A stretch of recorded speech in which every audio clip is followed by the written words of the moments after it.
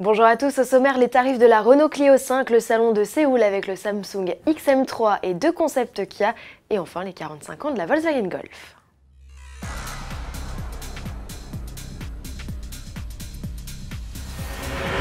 A l'inverse de Peugeot qui tarde à publier les tarifs de la 208, Renault envoie la note pour sa nouvelle Clio.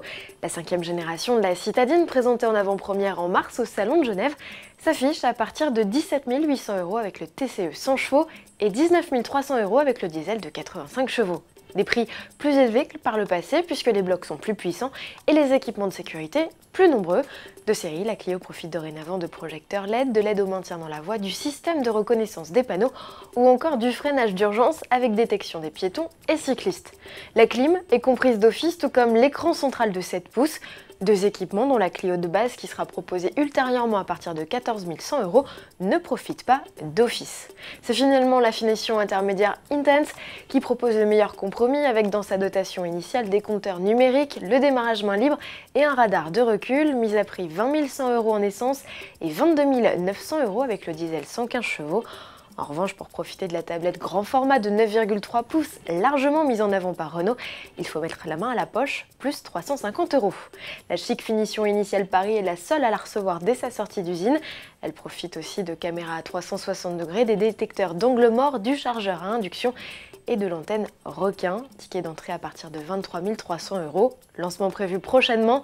En attendant l'arrivée d'une possible Clio RS, Renault propose une finition sportive.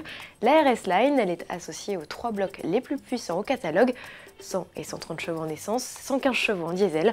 Au menu, jantes 17 pouces diamantées, canule d'échappement ovale, bouclier avant spécifique, pédalier alu, siège sport ou encore volant cuir, mise à prix 21 400 €.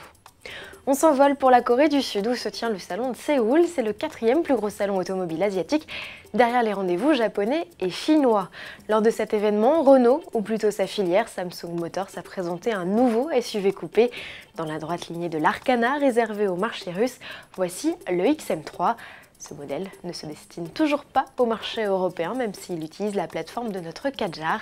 Présenté sous la forme d'un show-car, comprenait une version quasi définitive, il sera lancé au second semestre 2020 sur le marché sud-coréen.